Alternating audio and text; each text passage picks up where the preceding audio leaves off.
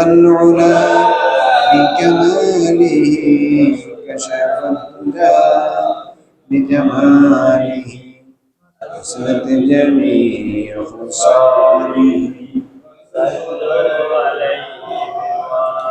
والحبيب الذي ترجى شفاعته لكل حول من الأحوال مقتحم بلغ العلا بكماله كشف الدجى بجماله حسنت جميع خصاله صلوا عليه وآله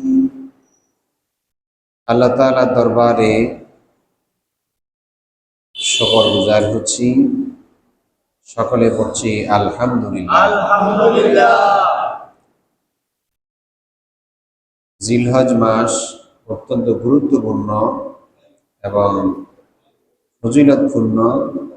আল্লাহ তাআলার পক্ষ থেকে আমাদের জন্য এই সময়, এই মাস আল্লাহ আমাদেরকে যেন কবুল করেন। কোরআন কারীমে আল্লাহ তাআলা বলেছেন ওয়াল ফাজরি ওয়া লায়ালিন আশর, ফজরের কসম এবং 10 রাতের কসম। সংখ্যাগরিষ্ঠ মুফাসসিরিনদের মত হচ্ছে এই 10 রাত দ্বারা এই জিলহজ মাসের প্রথম 10 দিনকে বোঝানো হয়েছে। এর গুরুত্ব অনেক বেশি। হাদিস শরীফের মধ্যে এসেছে নবী করিম সাল্লাল্লাহু আলাইহি ওয়াসাল্লাম বলেছেন যে এই দিনগুলি হচ্ছে গুরুত্বপূর্ণ। আল্লাহ রাসূল বলেছেন এই দিনগুলির মধ্যে ফাকসারু ফীহিন্না মিনাত তাহলিল, এর মধ্যে তোমরা তাকবীর এবং তাহলিল বেশি করে পড়ো, কারণ এই দিনগুলি হচ্ছে বান্দার জন্য আল্লাহর পক্ষ থেকে এটি গুরুত্বপূর্ণ। জিলহজের এই সময়ে আমরা যারা এখানে উপস্থিত হয়েছি, আমাদের মূল কাজ, আমাদের গুরু দায়িত্ব আল্লাহর এই হুকুমের উপরে থাকা, এটি পালন করা, মান্য করা। এটা আমাদের জন্য খুবই গুরুত্বপূর্ণ এবং বাধ্যতামূলক দায়িত্ব। কোরবানি আমাদের একেবারেই সামনে। কোরবানি হচ্ছে একটা ওয়াজিব ইবাদত, তাও আবার সবার উপরে না। যাদের সামর্থ্য আছে সেই সামর্থ্যটা হচ্ছে যাকাতের মতোই। এই কোরবানি যে 3 দিন, ওই 3 দিনে যদি তিনি 7.5 তোলা স্বর্ণ অথবা 52.5 তোলা রূপার সমপরিমাণ সম্পদ, টাকা, যেটা তার প্রয়োজনীয় আনুষঙ্গিক বিভিন্ন আয় ব্যয় বাদ দিয়ে যদি এটা তার কাছে থাকে, তার এটার মালিকানা রিজার্ভ থাকে, তাহলে তার উপরে কোরবানি করা কি ওয়াজিব। কোরবানি করা কি ওয়াজিব।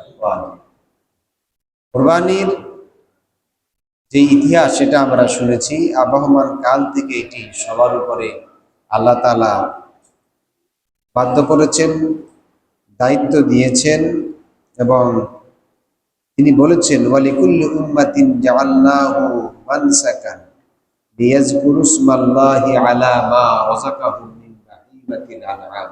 সকল জাতির উপরে, প্রত্যেক জাতির উপরে আল্লাহ চতুষ্পদ জন্তুকে কোরবানি করার এই নির্দেশন দিয়েছেন, যাতে তারা আল্লাহর নাম উচ্চারণ করে। তা হচ্ছে ফা ইলাহুকুম ইলাহুন ওয়াহিদ, এক আল্লাহর নাম উচ্চারণ হবে।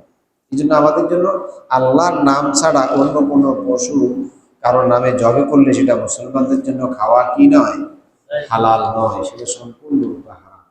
যদিও হালাল পশু, আল্লাহর নাম না নিলে সেটা কি হয়ে যাবে, হারাম হয়ে যাবে। এই কোরবানির যে প্রস্তুতি, এটা 1 দিন, 2 দিন, 3 দিন সময় আছে। কয়দিন সময়? জিলহজের 10, 11, 12 তারিখ। এই 3 দিনের যে কোনো একদিন কোরবানি দিলে কোরবানি আদায় হয়ে যাবে। কিন্তু 1 ওয়াক্ত ফরজ নামাজ, এর জন্য প্রতিদিন সময় হচ্ছে 5 বার।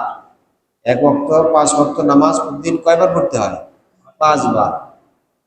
এই 5 বারের ভেতরে যেমন ধরুন মাগরিবের নামাজ এর সময় থাকে 30 থেকে 35 মিনিট, সবচেয়ে কম সময় হচ্ছে এটি। 30 থেকে 35 মিনিটের মধ্যে একটা ফরজ আদায় করতে হবে। কি আদায় করতে হবে? আর কোরবানির মতো একটা ওয়াজিব আদায় করার জন্য আমাকে সময় দেওয়া হয়েছে পুরো 3 দিন। কয়দিন? কিন্তু আমরা সেই 3 দিনের অপেক্ষা করি না, প্রথম দিনেই আমরা সবাই কোরবানি দিয়ে দিই। আর যেই ফজরের নামাজ, যে মাগরিব আসর ইশারের নামাজ আমাদের উপরে ফরজ করা হয়েছে, এই নামাজ কিন্তু অনেকেই আদায় করতে গাফলাতি করে কি না? নামাজ পড়েন না কিন্তু কোরবানি ঠিকই দেয়। আল্লাহ তাআলা তার রাসূলকে বলেছেন ফাসাল্লি লিরাব্বিকা ওয়ানহার। আগে নামাজের কথা, আগে কিসের কথা? তারপরে কোরবানির কথা। যতবার আসছে নামাজের কথা ততবার আসছে যাকাতের কথা, কিন্তু কোরবানির কথা অতবার আসেনি। কোরবানি ফরজও নয়, কোরবানি হচ্ছে কি ওয়াজিব। বোঝার জন্য আমি বলি, যদি 50,000 টাকা কোরবানি দেওয়ার অ্যাবিলিটি কারো থাকে, কোনো কারণে, কোনো প্রয়োজনে কিংবা ইচ্ছাকৃতভাবে, তিনি যদি 40,000 টাকা 30,000 টাকাও কোরবানির বাজেট করেন, তার কোনো গুনাহ হবে না। বেশি করলে সওয়াব পাবেন, কম করলে কম পাবেন, কিন্তু তার কোনো গুনাহ হবে না, তার ওয়াজিব আদায় হয়ে যাবে। কি আদায় হয়ে যাবে? যাকাতের 1 টাকা যদি না দেন, ফরজ লঙ্ঘনের দায়ে কবিরা গুনাহ হবে। নামাজ তরক করলে ফরজ লঙ্ঘনের দায়ে কবিরা গুনাহ হবে। কোরবানির জন্য কোমরে গামছা বেঁধে রণপ্রস্তুতি নিয়ে আমরা নামতে দেখেছি, কিন্তু যাকাত আদায়ে এইরকম নামতে সবাইরে দেখা যায় না। এজন্য আমাদের আল্লাহ শিখাই দিচ্ছেন, ইন্না সালাতি ওয়া নুসুকি ওয়া মাহইয়ায়া ওয়া মামাতি লিল্লাহি রাব্বিল আলামিন। আল্লাহ শিখাই দিচ্ছেন, বান্দা বলো, তোমার শুধু কোরবানি না, তোমার নামাজ, তোমার জীবন, তোমার কোরবানি, তোমার মরণ, সবকিছু কার জন্যে? আল্লাহ। এই কথা আমরা শুনি, মানুষ মানুষের নামে স্লোগান দেয় আর বলে অমুকের স্মরণে ভয় করি না। অথচ কোরআন শেখাচ্ছে জীবন মরণ কার জন্য? আল্লাহ। কোরআনের সাথে সাংঘর্ষিক কথা বলেনি। যারা আল্লাহর সাথে, আল্লাহর হুকুমের সাথে এই ধরনের সাংঘর্ষিক আচরণ করে, তারা কিয়ামতে বিপদগ্রস্ত হবে। আল্লাহ আমাদেরকে বোঝার তৌফিক দান করুন। আমিন। কোরবানি দিলে কি আর হবে? কোরবানির তো রক্ত, মাংস, পশু কিছুই কি আল্লাহর প্রয়োজন আছে? আল্লাহর প্রয়োজন হয় না। আপনাদের মনে আছে নিশ্চয়ই, আদম আলাইহিস সালামের সেই 2 ছেলের কথা, যারা কোরবানি দিতে গিয়ে একজন সেই পরীক্ষায় উত্তীর্ণ হয়েছে, আরেকজন হতে পারেনি। যে হতে পারেনি তার বক্তব্য ছিল, লাগ তুলান্নাকা, অবশ্যই তোমারে খুন করব, হত্যা করব। আর যারটা কবুল হয়েছে তার ভাষা ছিল কি, ইন্নামা ইয়াতাকাব্বালুল্লাহু মিনাল মুত্তাকিন। আল্লাহ তাদেরটাই গ্রহণ করেন যারা মুত্তাকি। দুইজনের কথা কি একরকম? দুজনের স্বভাবও একরকম ছিল না। একজন নবীর সিদ্ধান্ত মেনে নিয়ে গ্রহণ করেছেন সাদরে, আরেকজন তার বিরুদ্ধে আপিল করেছেন, অর্থাৎ তিনি তার বিরোধিতা করেছেন। পরিশেষে তিনি ভয়ঙ্কর অপরাধ করে ফেলেছেন। এই যে আল্লাহ যারটা কবুল করবেন, কারটা কবুল করবেন? যে আল্লাহরে ভয় পায়। যে আল্লাহরে কি পায়? ভয় পায়। অর্থাৎ যে মুত্তাকি, তারটা আল্লাহ কবুল করবেন। এখন আমরা কোরবানি দিই পাইকারি হারে, কিন্তু নামাজ পড়ি না ফরজ নামাজ, যাকাত দেই না ফরজ যাকাত। এটা আমাদের দৌরাত্ম, আধিপত্য, ব্যস্ততা এত বেশি থাকে না, খুব কম। আল্লাহ সুবহানাহু ওয়া তাআলা কোরআনে কারীমের মধ্যে বলেছেন, সমস্ত উম্মতের জন্য এই যে চতুষ্পদ প্রাণী এটি জবে করা, এই প্রাণীর উপরে তোমাদের জন্য নিদর্শন হিসেবে এটি দেওয়া হয়েছে মিন বাহিমাতিল আনআম। আর যারা এর উপরে অবিচল থাকবে, আল্লাহর এই বিধান অবিচল থাকবে, আল্লাহ পাক বলছেন ওয়াবাশশিরিল মুখবিতিন, যারা একনিষ্ঠ বান্দা তাদেরকে আপনি সুসংবাদ দেন। কি সুসংবাদ দিবেন? যেমন ইব্রাহিম আলাইহিস সালামকে আল্লাহ সুসংবাদ দিয়েছেন, দেন নাই? قد صدقت الرؤيا إنا كذلك نجزي المحسنين। যখন চূড়ান্ত পর্বে দুজন উত্তীর্ণ হলেন, অবতীর্ণ হলেন, আল্লাহ তাআলার পক্ষ থেকে ঘোষণা করা হলো, ইব্রাহিম তোমার স্বপ্ন শুধু স্বপ্ন নয়, আজ সত্যি পরিণত হয়েছে। আর আমি মহা সৎকর্মশীলদেরকে পুরস্কার দিয়ে থাকি এইভাবে। তাকে কিভাবে পুরস্কার দিয়েছেন? আল্লাহ তার সেই পরীক্ষায় উত্তীর্ণ হওয়ার পর তাকে, তার সন্তানকে আল্লাহ তাআলা বাঁচিয়ে দিয়েছেন। এবং শুধু তাই না, কিয়ামত পর্যন্ত সমস্ত উম্মতের জন্য এই কোরবানিকে আল্লাহ নাজরানা হিসেবে দিয়ে দিয়েছেন। সুবহানাল্লাহ। সেই যে আপনারা শুনেছেন, নবী করিম সাল্লাল্লাহু আলাইহি সাল্লামের সামনে সাহাবীরা যখন প্রশ্ন করছিল, ইয়া রাসূলুল্লাহ মা হাদাল আদাহি, নবীজি জবাব দিয়েছেন, হাযা সুন্নাত আবিকুম ইব্রাহিম, এটা তোমাদের পিতা ইব্রাহিম আলাইহিস সালামের সুন্নাত। তা আমরা ইব্রাহিম আলাইহিস সালামের সুন্নাত পালন করব, ওয়ামা লানা ফিহা ইয়া রাসূলুল্লাহ, তা আমাদের জন্য সেখানে কি থাকবে, আমরা বিনিময়ে কি পাবো? আল্লাহ রাসূল বলেছেন, লিকুল্লি শারাতিন হাসানা, ওই যে পশু তোমরা প্রাণী কোরবানি করবে, ওর প্রত্যেকটি পশমের বিনিময়ে আল্লাহ তোমাদেরকে হাসানা দান করবেন। এখন এটি আমরা পাবো, কোরবানি করব, কিন্তু নামাজ পড়বো না, তা হবে না। যাকাত দেব না, তা হবে না। বরং আমাকে আগে ফরজ, আগে কি ফরজ, তারপরে ওয়াজিব। ফরজ অবশ্যই আগে আদায় করতে হবে, তারপরে ওয়াজিব আদায় করতে হবে। এই কোরবানির জন্য আমরা প্রস্তুতি নিচ্ছি। কোরবানি আমাদের করতে হবে যাদের সামর্থ্য আছে, কিন্তু আমাদেরকে আল্লাহর হুকুমটা মানতে হবে। কার হুকুম? কোরবানি করা, ইসমাইল আলাইহিস সালাম জবে হয়ে যাক, এটা কি আসল কথা ছিল? আসল কথা ছিল ইব্রাহিম আমার হুকুম পালন করে কিনা। ইব্রাহিম আলাইহিস সালাম কি করে কিনা? হুকুম পালন করে। তিনি হুকুম পালন করেছেন। ছেলে কোরবানি করেন না, আসলে কোরবানিও হয় নাই, আল্লাহর হুকুম পালন করেছেন। এই জন্য আমাদেরকে আল্লাহর হুকুম মানতে হবে। আর আল্লাহর হুকুম যারা মানবে না, তাদের উপরে আল্লাহর লানত। যারা আল্লাহর সাথে কাউকে অংশীদার করে, শিরক করে, যেমনটি হাদিসে এসেছে, লাআনাল্লাহু মান লাআনা ওয়ালিদাইহি, পিতা মাতার যে কেউ যদি গালি দেয়, তার উপরে আল্লাহর লানত। মান যাবাহা লিগাইরিল্লাহ, আল্লাহর নাম বাদ দিয়ে যারা পশু জবে করে, খাজা বাবার নামে, পীর দরবারের নামে, আছে না এরকম? এরকম যারা করে তারা শিরক করে। কি করে? শিরক করে। এরপরে চরমপন্থী, বেদাতপন্থী যারা ইসলাম মানে না, এদেরকে যারা সাহায্য করে, এদের উপর আল্লাহর লানত। আর মান গাইয়ারা মানার আলার, জমিনের আইন যারা ঠেলে, সীমানা যারা বদলায়, সীমানা যারা পরিবর্তন করে, এদের উপরও আল্লাহর লানত। এখন চিন্তা করুন, এগুলি আমাদের জন্য হারাম, এগুলি আমাদের জন্য কি, কিন্তু এগুলি মানুষ করে, করে কিনা? করে। আমাদের জন্য এগুলি সম্পূর্ণরূপে হারাম। কোরআনে কারীমের মধ্যে আল্লাহ তাআলা বলেছেন, ইন্নাহু মান ইউশরিক বিল্লাহি ফাকাদ হাররামা আলাইহিল জান্নাহ, আল্লাহর সাথে কেউ যদি শিরক করে, আল্লাহর নাম বাদ দিয়ে কারো নামে পশু জবে করে, সে এইরকম শিরক যারা করবে, আল্লাহ তাআলা তার জন্য তার জান্নাত হারাম করে দিবেন। জান্নাত কি করবেন? হারাম করে দিবেন। আর অন্য আয়াতে আল্লাহ পাক বলেছেন, আল্লাহর নামে যেগুলি জবাই হবে না, সেগুলি আমাদের জন্য হারাম। এবার কোরআন বলছে কি, حرمت عليكم الميتة والدم ولحم الخنزير وما أهل لغير الله حرمت عليكم الميتة والدم, তোমাদের জন্য মৃত প্রাণী, রক্ত এবং লাহমাল খিনজির, শুকরের মাংস, আর আল্লাহর নাম ছাড়া জবে করা প্রাণী তোমাদের জন্য সমান হারাম। শুকরের মাংস, মৃত প্রাণী, রক্ত যেমন হারাম, আল্লাহর নাম ছাড়া জবে করা প্রাণীগুলিও আমাদের জন্য কি হারাম।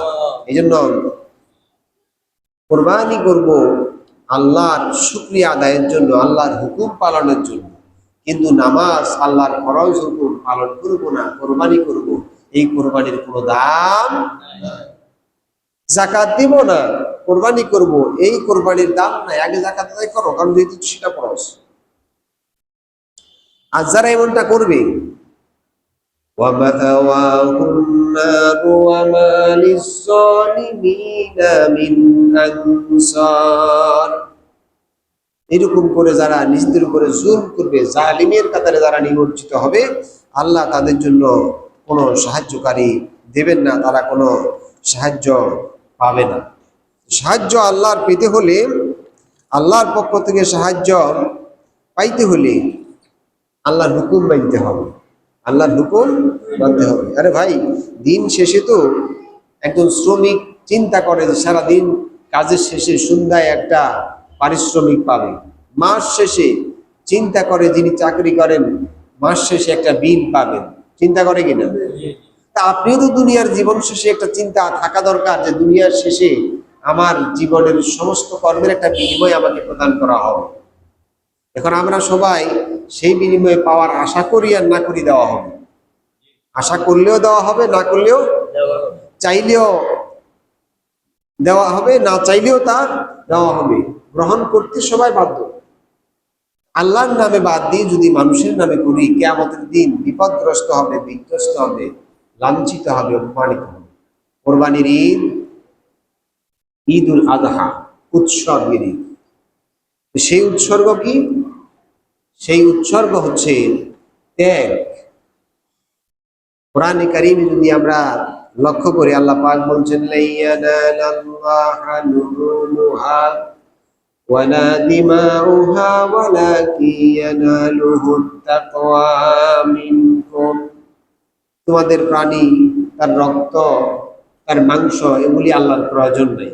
আল্লাহ চান তোমার মনের ভিতরে কি আছে, তোমার মনের ভিতরে কি আছে, তুমি আল্লাহর হুকুম পালন করো কিনা, এটা হচ্ছে মূল কথা।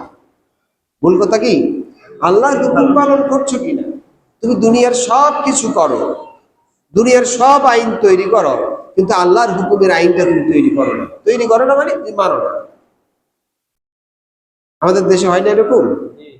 হয়নি? দর্শনের ঘটনা ঘটে, তাও কি আর সাধারণ দর্শন? একটা শিশু ধর্ষণ করার পর নির্মম ভাবে তার মাথা দেহ থেকে আলাদা করে দেওয়া হয়েছে। এটা কি আধুনিক যুগের কাজ না জাহেলিয়াত যুগের কাজ? কিন্তু আমাদের স্বরাষ্ট্রমন্ত্রী মহোদয় বলছে আমরা আধুনিক যুগে বাস করি। কথা বুঝেন? এত মাথাতে রক্ত উঠে যাওয়ার কথা, পুলিশের ঘুম হারাম করে দেওয়ার কথা, তারে ফায়ারিং স্কোয়াডে নিয়ে প্রকাশ্যে ব্রাশ ফায়ার করার কথা। কিসের আধুনিক যুগ, কিসের সভ্যতার যুগ? একটা অসহায় বাবার আত্মনাদ চিৎকারে গোটা দেশ কান্দে, আর বলতেছে আমরা নাকি আধুনিক যুগে বাস করি। এটা যদি আধুনিক যুগ হয়, তো অসভ্য যুগ কোনটা?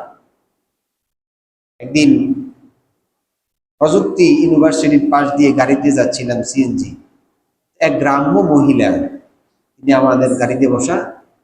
ওখানকার ছেলে মেয়ে দেখে উনি জিজ্ঞাসা করতেছেন যে এইটা কি, এখানে নতুন দেখছেন? কয় এটা ইউনিভার্সিটি। মানে ইউনিভার্সিটি মানে কি? এটা বিশ্ববিদ্যালয়, এখানে পড়াশোনা করে।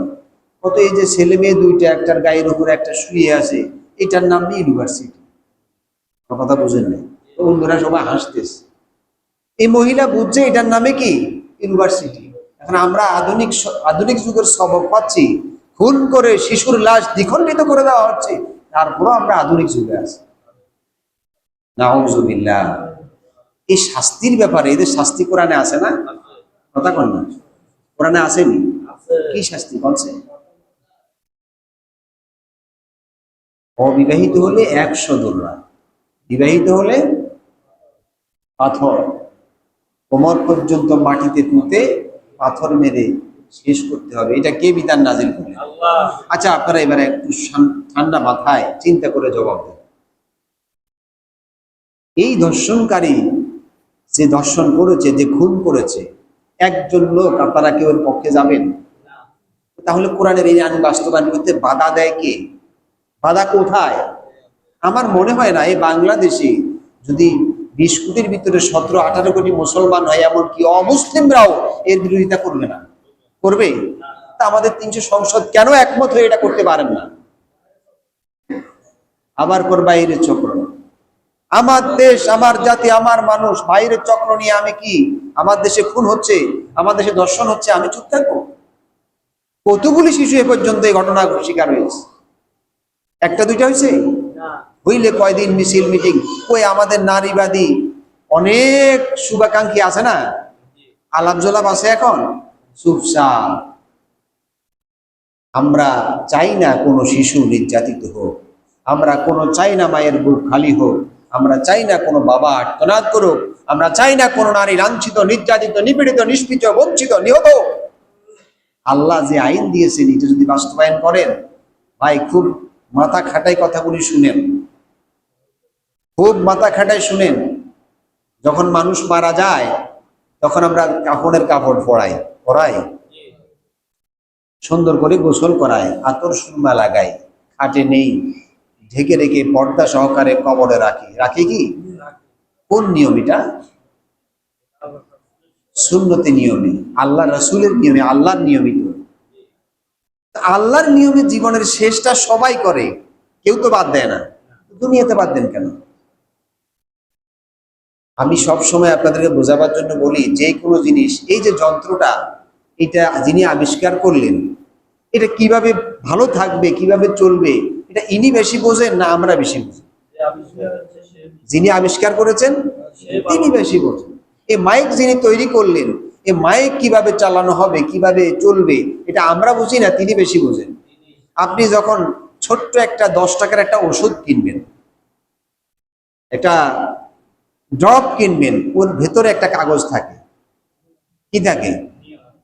কত ডিগ্রি তাপমাত্রা রাখবেন, শিশুদের থেকে দূরে রাখবেন, বাচ্চা হলে 1 ফোঁটা, বুড়া হলে 3 ফোঁটা, সকালে বিকালে কখন দিবেন, খালি পেটে না ভরা পেটে, সব থাকেনি। কেন? কারণ এই ওষুধ যিনি তৈরি করেছেন, এই ওষুধটি উপকার পেতে হলে আপনাকে এই নিয়মের মধ্য দিয়ে তা ব্যবহার করতে হবে। আমার কথা বোঝা গেল? এই কোরআন যিনি নাজিল করলেন, মানুষ যিনি সৃষ্টি করলেন, মানব সভ্যতা কিভাবে মানুষ হিসেবে বসবাস করবে, এই কোরআন তো সেই নির্দেশনা দিয়েছে। তা আপনি সেটা বাদ দিয়ে আরেকটা তৈরি করেন, তো ঘন্টার প্রতিনিয়ত খুন হচ্ছে, দর্শন হচ্ছে, হত্যা হচ্ছে, আবার এরা নাকি ফাঁকে ফাঁকে জামিনও পাচ্ছে। আমার কথা বুঝেন নাই মনে হয়? কিয়ামতে যদি জবাব দেওয়া হয় যে হত্যাকারী, এই শিশু দর্শনকারীদের যারা জামিন দিয়েছে, যত জনের সাথে জড়িত ছিল, কোনো জবাব আল্লাহর কাছে দিতে পারবে? কোনো জবাব দিতে পারবে? পারবে না। এই জন্য আল্লাহর ভয় থাকলে পৃথিবীর কোনো শক্তির ভয় তার ভিতরে আসবে না। আল্লাহর ভয় নাই, তাকওয়া নাই বলে আল্লাহর বিধান বাস্তবায়ন করতে বুক কাঁপে। আমি সেই কথাই বলতেছিলাম যে কোরবানি দিয়ে আপনি মাংস পাবেন, রক্ত পাবেন, আল্লাহ এসব কিছু নেবে না। আল্লাহ আপনার ভেতরে কি আছে সেটা নেবে। আল্লাহর ভালোবাসা আছে কিনা, কোরআনের ভালোবাসা আছে কিনা, রাসূলুল্লাহর ভালোবাসা আছে কিনা। তাকওয়া মানে কি? ধর্মভীরু। তাকওয়া শব্দের অর্থ কি? ধর্মভীরু, সহজ বাংলায়। এখন ধর্মভীরু মানে কি? যিনি ধর্মের সব বিধান মানেন, তিনি তো ধর্মভীরু। ধর্মভীরু মানে মুখে বললে হবে না যে আমি আরশে আজিমের ইসলাম মানি, মক্কার ইসলাম মানি, মদিনার ইসলাম চর্চা করি। কই? মদিনার ইসলামে রাসূলুল্লাহ এই দর্শনকারীদের পাথর মেরে উড়াই দিয়েছেন, দেন নাই? ছিনতাইকারীদের চোখ তুলে ফেলেছেন, করেন নাই? আজকে যদি এই চোখ তুলে ফেলা হতো ছিনতাইকারীদের, আজকে যদি মানুষের সম্পদ চুরিদের যে হাত কেটে ফেলা হতো, আর দর্শনকারীদের যদি শাস্তি দেওয়া হতো, অপরাধীদের সাহস কি আর হতো? আমাদের মনে তো আল্লাহর ভয় নাই, চোর ডাকাতের মনে আসবে থেকে? আমরা নিজেরাই তো আল্লাহর ভয় পাই না। সম্মানিত হাজিরিন, আল্লাহ সুবহানাহু ওয়া তাআলা আমাদেরকে কবুল করুন, আমিন, বোঝার তৌফিক দান করুন। আমিন। কুরবানির ব্যাপারে কথা বলতেছিলাম।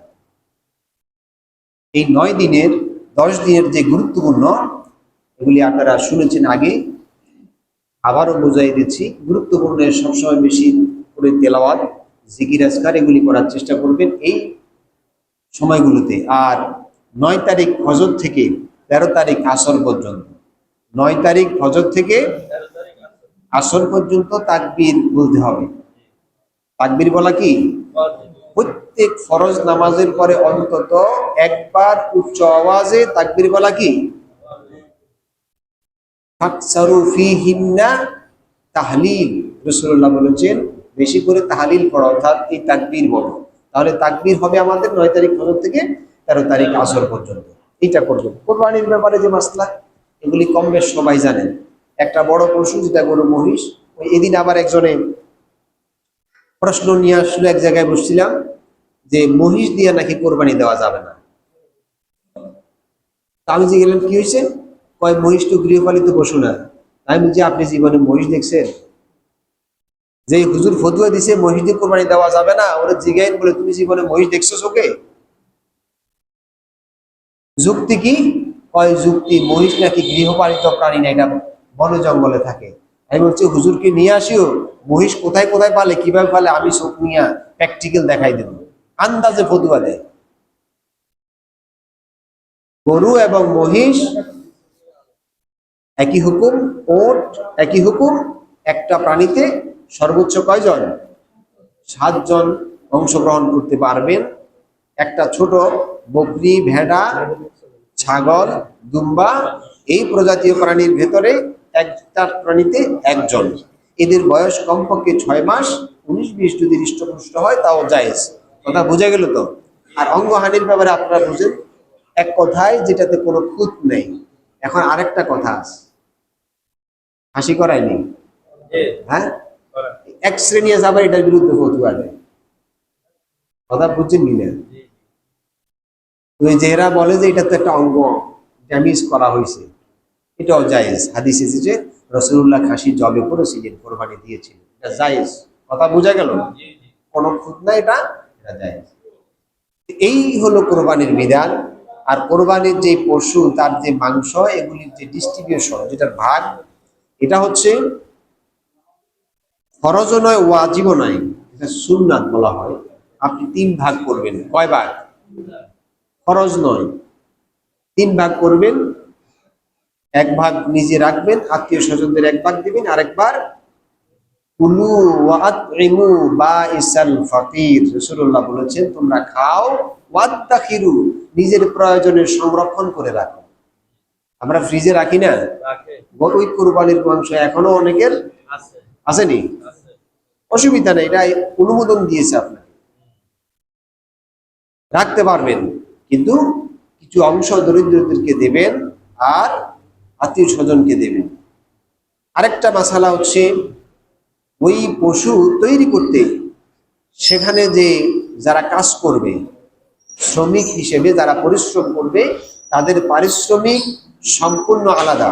এই পশুর কোনো অংশ থেকে পারিশ্রমিক নিয়ে চিন্তা করতে পারবেন না, সম্পূর্ণ আলাদা পারিশ্রমিক দিবেন। তিনি যদি দরিদ্র হন, নিশ্চয়ই দরিদ্র হয়, তাকে ওখান থেকে ওই একটা অংশ থেকে একটা অংশ দিবেন, কিন্তু পারিশ্রমিক হিসেবে নয়। কথা বোঝা গেল? আর যদি আপনি বলেন না আমি কোরবানি করেছি, আমার সব টুকুন মাংস আমি সবাই দিয়ে দিব, তাও ভালো। এরকম মানুষ পাওয়া কঠিন, আছে নাই এটা বলবো না, দেখছি আছে, আলহামদুলিল্লাহ, দিতে পারবে। এগুলি হচ্ছে কল্যাণকর কাজ। আর এটি হচ্ছে পশু জবে করার নিয়ম। এরপরে আসেন মূল কাজ, যেটি হচ্ছে নিয়ত, ইখলাস। ইন্নামাল আমালু বিন্নিয়াত, এটা হচ্ছে সহিহ বুখারী শরীফের একদম 1 নাম্বার প্রথম হাদিস। এটা হচ্ছে 1 নাম্বার হাদিস। ইন্নামাল আমালু, নিয়ত গুণেই বরকত, আমরা বলি আর কি। আর আল্লাহ রসুলের কথা হচ্ছে প্রত্যেক কাজ নিয়তের উপরে নির্ভরশীল। আপনি যেই নিয়ত করেছেন ওইটাই হবে আপনার। দেখেন, কোরবানি করার সময় আমরা নিয়ত করি আমার বাজেট এটা, টার্গেট করি আমাদের অবস্থা অনুযায়ী, এটা দোষ নয়। কিন্তু দোষ হচ্ছে, ভুল হচ্ছে সেখানে যখন বাজেট থেকে 19-20 হয়, একটু কম হয়ে যায়, মিলে না, বেশি হইলে আমি পারি না, যখন কম হয়ে যায় তখন আমরা বলি আমার তো লোকজন বেশি, আত্মীয় স্বজন বেশি, মেয়ে ছেলে জামাই আছে বেশি, এটা তো পোষাবে না আমার। এবার আপনারা বলেন, পশু কিনার আগে যদি মুখের মন্তব্য এরকম হয়, নিয়তটা কেমন? খারাপ। আমার কথা বুঝছেন কিনা? এরকম লোক আসেনি? কম না বেশি? এইটা যদি করেন, আপনি কোরবানি দেওয়া আর না দেওয়া এক কথা। কোরবানি দেওয়া আর না দিয়া পশু জবে করে খাওয়া এক কথা, কোনো পার্থক্য নেই। আপনার নিয়ত হবে আমার পছন্দ হয়েছে, এটা আমার সামর্থ্যের মধ্যে, আমি এইটাই নেব। 10 কেজি কম হোক, 5 কেজি বেশি হোক, এটা আমার না। জবে করে দিলাম ফি সাবিলিল্লাহ, এরপরে যা হয় আলহামদুলিল্লাহ। কথা বুঝছেন কিনা? এই নিয়ত করতে পারলে আপনার নিয়ত ঠিক। আমার কথা বুঝছেন? আরেকটা কথা বলি, হাদিয়া আসেনি? হাদিয়া শুধু মেয়ের বাড়ির থেকে, মানে ছেলের শ্বশুর বাড়ির থেকে কেন আসবে? আমি বলি হাদিয়া আসলে যদি মেয়ের বাপে পাঠায়, আপনিও একটা পাঠাই দেন। কথা বুঝেন নাই? আর মেয়ের বাবারা বলবেন যদি হাদিয়া পাঠাইতে হয় কোরবানির পরে পাঠাই। আমার কথা বুঝেন না? আমার একটা ওয়াজিব ইবাদত, আপনি এটা পাঠায় আমার দ্বিধাদ্বন্দ্বের মধ্যে ফালাইতেন কেন?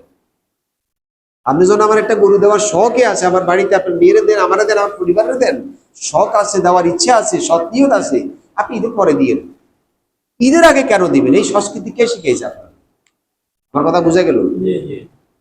আপনি ঈদের পরে দেন। এই একজন আমার বললো যে হুজুর আমি তো জানি না যে আমার বাড়িতে পাঠাই দিচ্ছে, এখন আমি কি করব? উনি দিনদার মানুষ, এখন বলছে মাসালা চাইলো। আমি যে উনি পাঠাইছে আপনার তো জায়েজ হবে, তো আপনি ভালো হবে আপনিও একটা পাঠাই দেন, যেহেতু আমারও সম্মান করে একটা হাদিয়া দিল, আমরাও কি করি আরেকটা পাঠাই দেব। ওনাকে আমি তাই করি। তাহলে কথা বুঝা গেল? কোনো অবস্থাতে বাধ্য করবেন না, বরং দুই হাতে বাধা দিবেন যে না এটা করার দরকার নেই। কারণ এটা একটা অপসংস্কৃতি চালু হয়ে গেছে। আশ্চর্য কথাবার্তা, এ কোরবানির সময় কোরবানি, তালের সময় তাল, তরমুজের সময় তরমুজ, আমের সময় আম, কাঁঠালের সময় কাঁঠাল, আনারসের সময় আনারস, তারপরে আরো কি কি আছে না? হ্যাঁ, যত শীতের সময় শীতের পিঠা, খেজুরের রস, খেজুরের পিঠা, একটা একটা করে দিতে সারা বছর 12 মাসে ওই 13 পূজার মতো আর কি, 12 মাসে 14 ঘাড়ি টানতে টানতে মেয়ের বাপের অবস্থাই খারাপ। মেয়ে জন্ম দিয়া মনে হয় সে মহা পাপ করেছে। আমার কথা বুঝছেন কিনা? অথচ এই মেয়ে নেওয়ার সময় ফরজ মহারানা দেওয়ার কথা লিখিত চুক্তিবদ্ধ হয়। 10 লাখ টাকা মহারানা ধরে, 3 লাখ টাকা উসুল, 7 লাখ টাকা বাকি কবসরের লাই। জীবন শেষে কি দেয়নি? মূল্য তো দেয় না। দেখেন আমরা আল্লাহর বিধান কেমনে মানব? আল্লাহর ফরজ মহারানা, আল্লাহর হুকুম ফরজ মহারানা আদায় করি না, পুরা 12 মাসের মৌসুমি ইন্স্যুরেন্স খুলে রাখি, যেই মৌসুমে যেটা আকারে ইঙ্গিতে ছলে বলে কৌশলে চলে আসতে হবে। এই ধরনের কিছু ভদ্রলোকও আছে। আল্লাহর হস্তে তাদেরকে বলি আপনি কোরবানি দেওয়ার চাইতে না দেওয়া ভালো, সামর্থ্য থাকলে দেন, নাহলে দিয়েন না। তারপরেও মেয়ের পক্ষ থেকে এই ধরনের কোনো ডিমান্ড, আবদার, ছলে বলে কৌশলে আকারে ইঙ্গিতে কোনো অবস্থাতে চাইবেন না, বরং 2 হাতে বাধা দেন যে এটা বন্ধ কর। পারবেন ইনশাআল্লাহ? ইনশাআল্লাহ। কার ওয়াজ কে শুনে? সুযোগ পাইলে কি হাত ছাড়া করে? যদি না করেন বিপদগ্রস্ত হবেন, কারণ আপনার নিয়ত, আপনার ইখলাস তৈরি হয় না। আল্লাহ আমাদের বুঝার তৌফিক দান করুন। মনে কষ্ট নেন নাই তো? ঈদের জামাত এই মসজিদের কথা করেন, সময় আছে।